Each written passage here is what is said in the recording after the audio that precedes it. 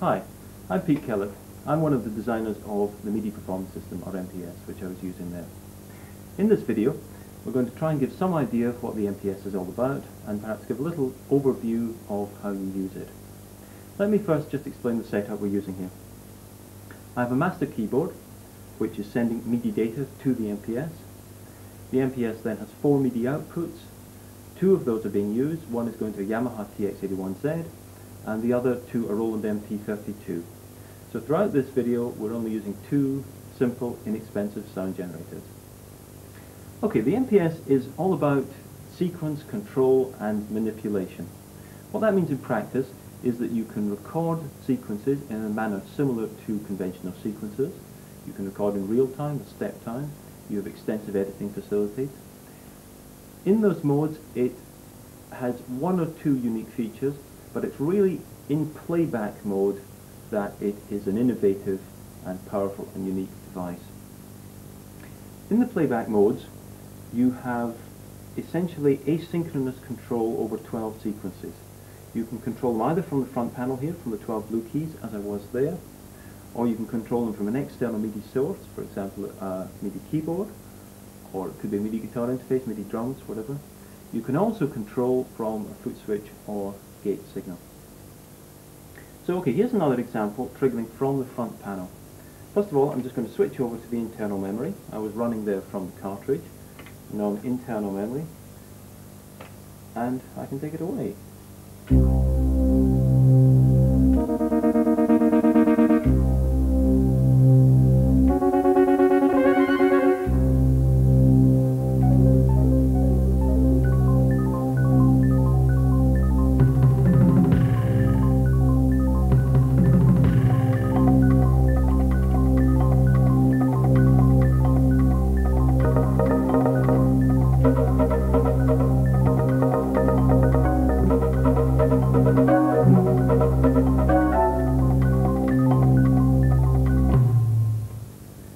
Okay, I was controlling from the 12 keys on the front.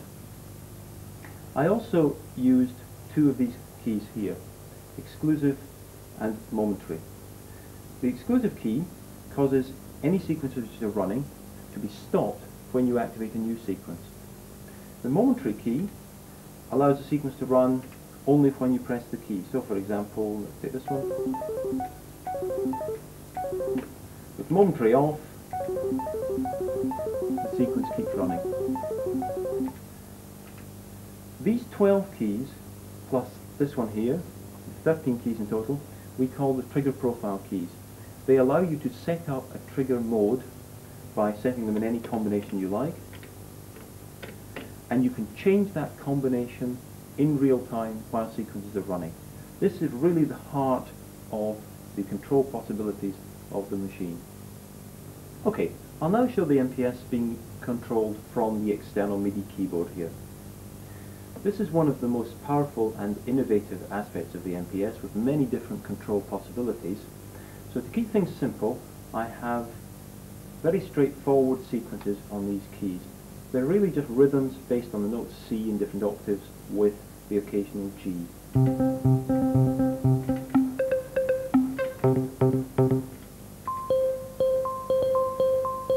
Etc. Now equally well, those could be 20-minute complex polyphonic sequences. But to illustrate this, I've kept them simple. Right, the first possibility is I put on external trigger, and I can now trigger from the keyboard. And as you can hear, it is taking the pitch of the note I play on the keyboard. What it also does is take the velocity.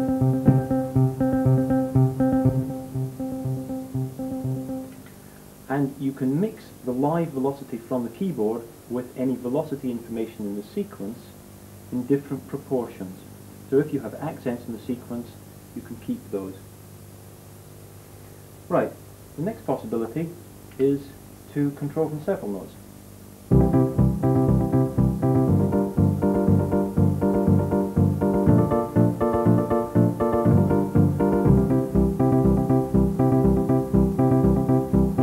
What I'm doing there is producing multiple transpositions of the sequence in parallel, independent transpositions in parallel.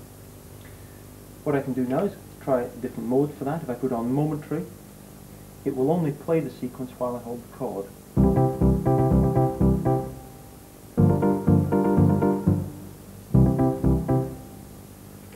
Another option is to put on build. What I can now do is build up pitches.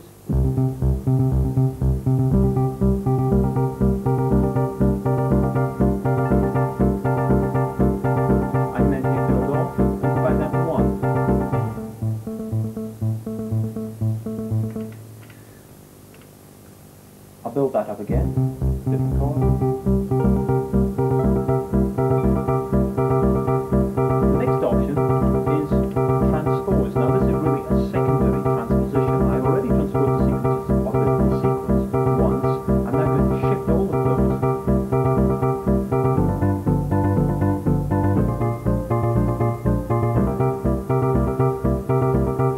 those. So I'm shifting all the multiple transpositions relative to where they were.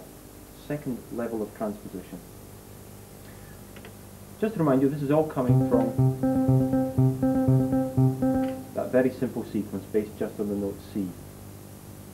Now the next set of possibilities is to trigger different sequences from different notes. For each sequence you can have up to 8 different pitches, and they can be a different set of pitches for every note. So I can trigger this one, let's say from here, trigger this one from here,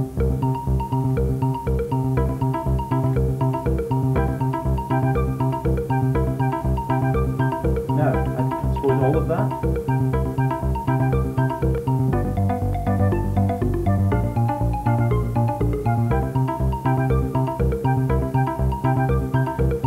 Now another possibility, on top of that I can now put on momentary and now play another sequence on top of it.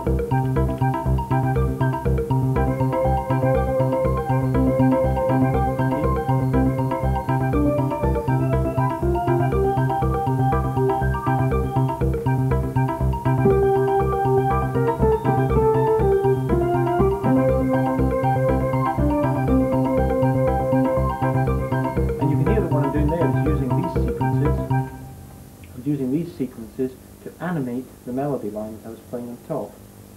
Okay, that's one possibility. Another possibility is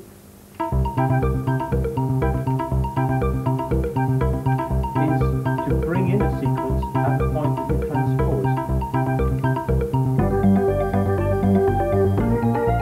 Then take it out again.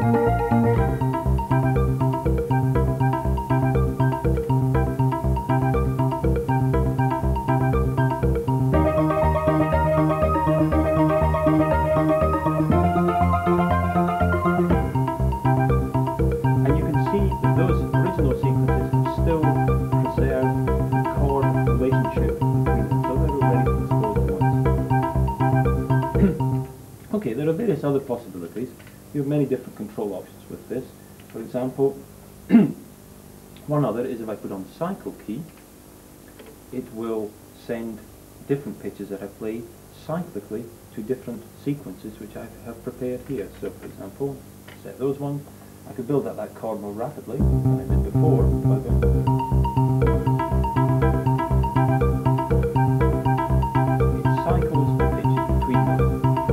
Another possibility is if I put on group, I can now control different sequences, different groups of sequences from different zones of the keyboard. So for example, I can control this from down here, and control this from up here.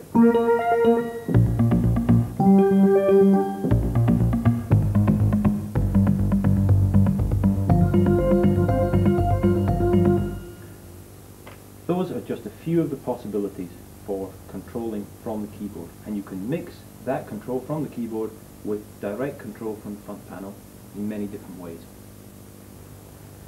Okay, I'll now illustrate 3 of the trigger profile keys, these 3 here, which are concerned with synchronization of sequences and the relative synchronization of sequences.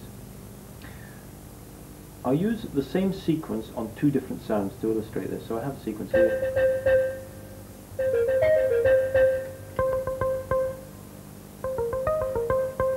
Now with all of the keys off, these start as soon as I press the key, so I can play it against itself.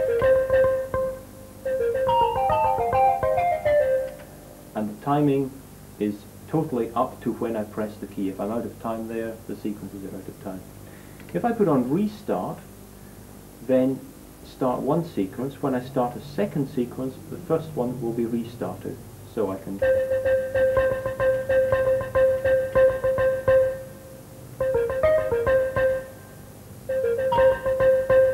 You can hear that when I start the second one here, it's starting the first one. The next possibility is called a line. With that on, the sequences run as if they were tracks of a multi-track tape recorder, and I am pressing mute switches on a mixing desk here, in effect. So I can start a sequence, and when I press the key for another sequence, it comes in automatically at the right point.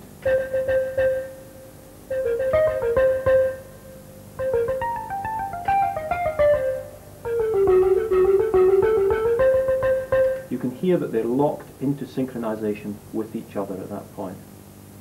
The next possibility is called relative quantization. With this on, you basically can start the sequences when you like, but it shifts the second sequence into time slightly. It shifts it slightly so that it is lined up to the nearest 8th note or 16th note. So I can go...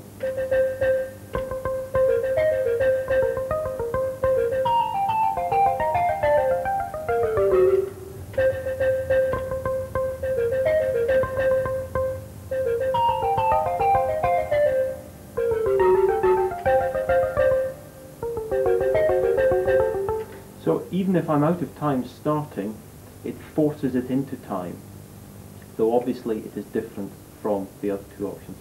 So you can use these in various combinations, and you can also use them in combination with all of the other options that I had before. For example, let's put on relative quantization.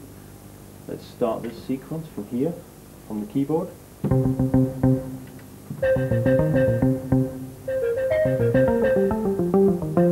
And I've transposed the second sequence.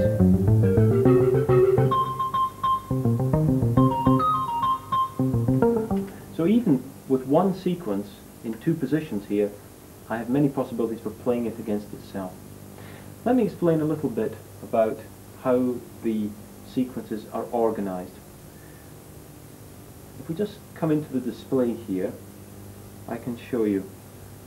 The numbers along the bottom line here, 10, 3, 9, 2, these are the numbers of the sequences. Now you have 99 sequences in internal memory and another 99 on cartridge, and at any time you can assign any combination of 12 of these to the front panel. So currently I can control sequence 10, sequence 3, sequence 9, etc. Those are assigned there. Along the top line we have the MIDI destination. So B2 means output B, there are 4 outputs, A, B, C, D, on MIDI channel 2. Now all of this information is in configuration number 1, and I can switch to a different configuration simply by pressing enter. The next configuration is configuration 2 in the top line there. And at that point I've gone to 12 different sequences. I have 12 different destinations if I want them. The trigger profile can change. You can have different tempo. Sequences can start automatically when you can change configuration. You can also, for every configuration, send out up to 24 MIDI program changes. You also have 24 configurations in the machine. So you obviously have a lot of power to switch between totally different setups. So I can click through 3, 4, now on 5. What I can also do is change the next configuration. Currently the next configuration is number 6, but if I turn the wheel, I'm ready to go into configuration 1. And you can see I have an automatic start up on 2 of the sequences there. Now another possibility is if I put on tempo.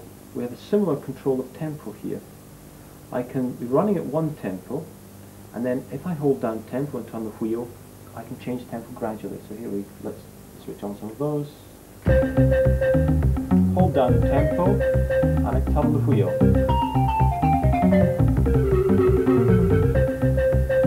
So I can make gradual tempo changes. I can also do is I can set up a next tempo to go to, and then abruptly change to that tempo. So I'm now I'm playing at 105.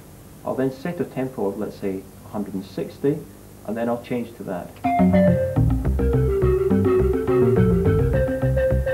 Set to 160, change. So you have the possibility of gradual tempo changes or abrupt tempo changes. I've shown some of the ways that sequences can be controlled from the MPS.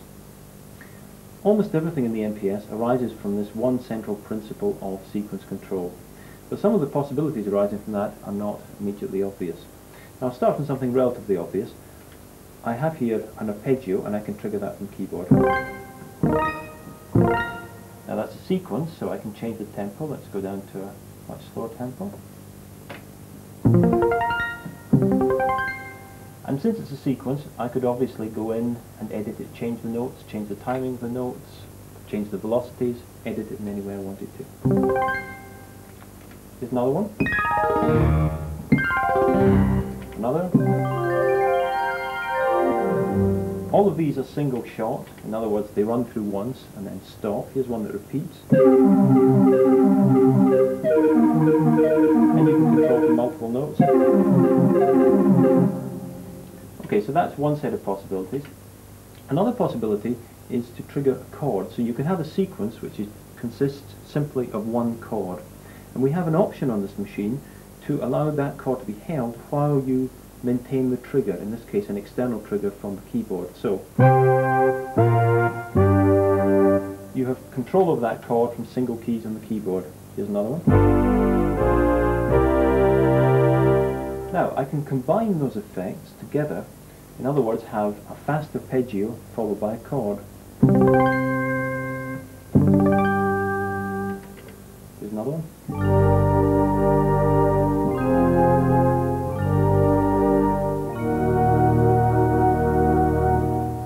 Again, we have momentary control, so if I take momentary off, there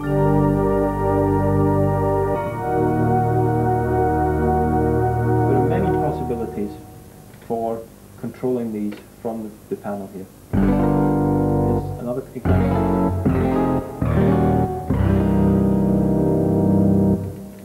Another.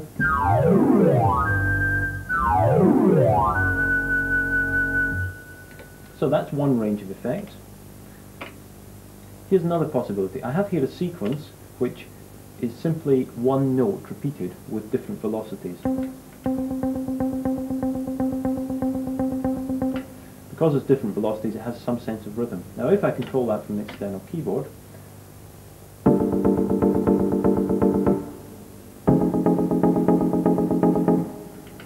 you can hear that the rhythm is superimposed on the chord I'm playing. Here's another example.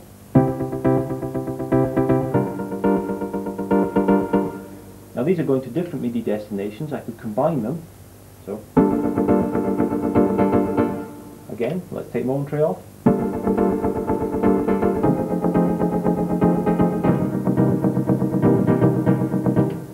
So you can see that's another range of effects, and again those are just sequences, so you could mix that in any way you want with the type of chordal or arpeggiation control that I was doing a minute ago. Here's another example of use of the MPS. I have here just a sound on its own. This is just a straight through. T on the display tells me that it's going straight through to a certain sound on the MT32. Now, here's that sound strummed by the MPS. In other words, the MPS has a sequence which is moving very fast and gives an animation to that sound like a balalaika or a mandolin or something like that.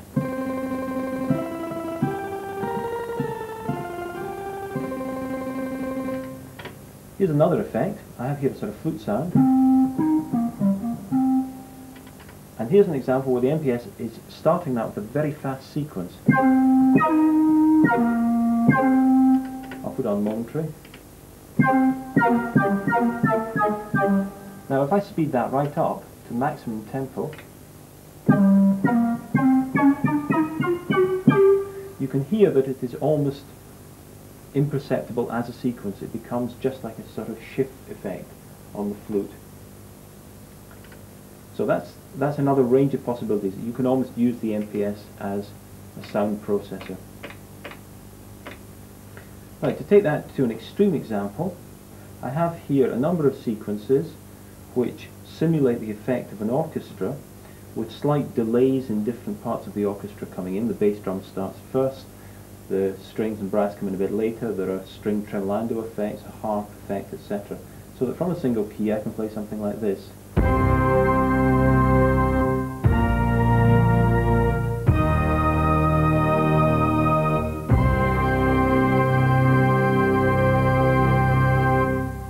So as you can hear from that, because of all the delays and doubling up of octaves, etc., I can get a huge sound from, as I said earlier, relatively modest sound generation kit. Okay, another application of the MPS is to use it as a control station. As I said, you can just route data straight through to MIDI destination. So here's it being used to just route the data through to different destinations.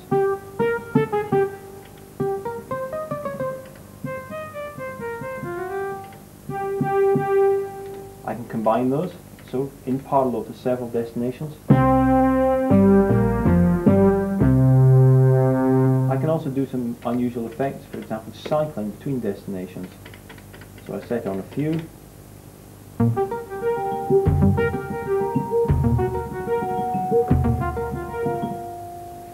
The other possibility is to use it to zone the keyboard. If I put on group, I illustrated earlier how with group on I could control sequences from different ranges of the keyboard, but equally I could use it simply to route the data straight through to different destinations. So I have one sound down here, something else up here, and up here something different again. So in that application you can use the MPS as a control station as well, and you can mix that in any way you want with different sounds. Yet another possibility is to use it to control drum sounds. So for example I could start something like this.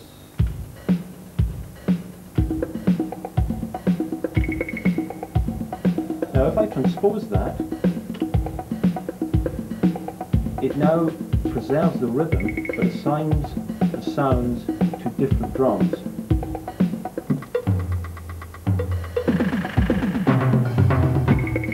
So I could use it for fills. You can also get some crazy effects by hitting several notes, so that on each drum hit there are several drums that hit simultaneously.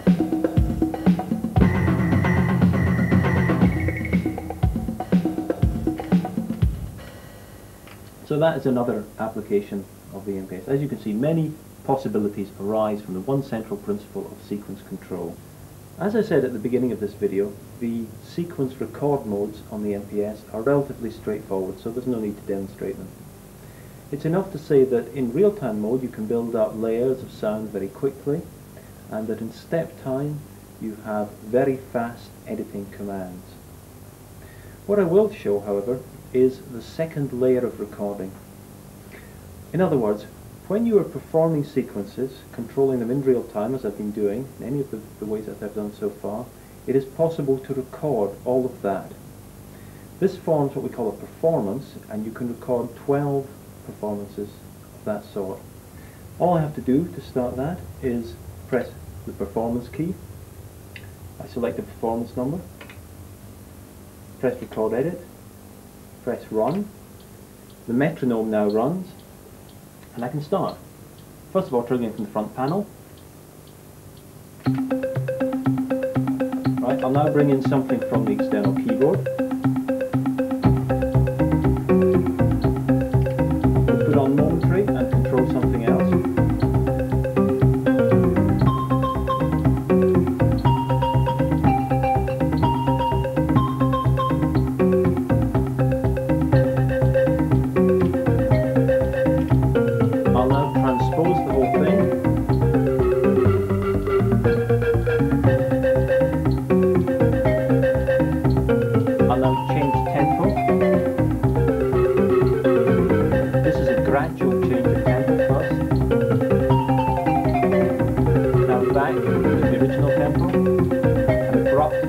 tempo change there. What I can also do is change configuration. So into a different configuration.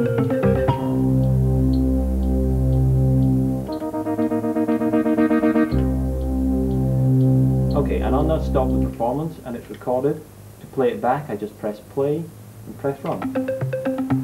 And the machine now simulates everything that I did. So the control key events are recorded, changes of trigger profile. You can hear that being controlled from the keyboard. Okay, transpose coming up. In a minute. Transpose light has come on. Transpose.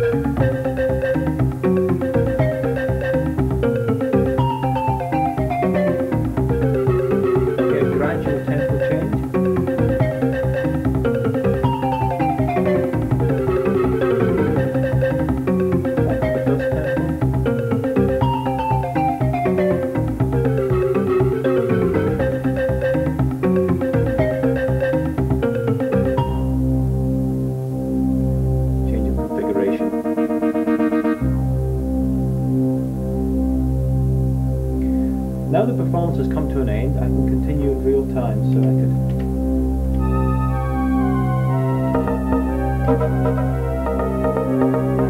do something like that. So the performance can run through and then you can take over from it at any point. It's also possible with the performance to go into it and edit it, and the editing commands are very similar to those used in sequence editing. They're very quick. You can delete mistakes, you can correct bad timing, you can insert extra events, etc. You have complete control over the performance. Okay, I'll just say a few words about the MPS hardware. It's designed in all respects for life on the road. For example, it's got a heavy-duty steel case. It has professional connectors throughout, latching DIN connectors for MIDI, for example, on the back. It has extensive mains filtering and transient suppression, so it can cope with poor quality mains in a live performance. It has diode protection on all the inputs and outputs, so you can connect anything to it within reason, and at least it won't blow it up. It may not work, but it won't blow up on the machine. We also, for backing store, use this heavy-duty cartridge here, which is also made of steel and has got a professional connector. This has several advantages over disk drives. It is more rugged, obviously. It has faster loading and dumping. It also has the advantage that we can run from the cartridge, so you can run from internal memory or from cartridge. Now both of those are battery backed, so as you record material it is stored automatically. There's no need to save to disk. If the power goes down halfway through a recording session, your data is okay. If you do want to save to disk and have an external disk drive, you can use the MIDI dump facility on the machine. It's possible to dump over MIDI, then later load the data back into the MPS. Okay, I'll finish by running a complete performance.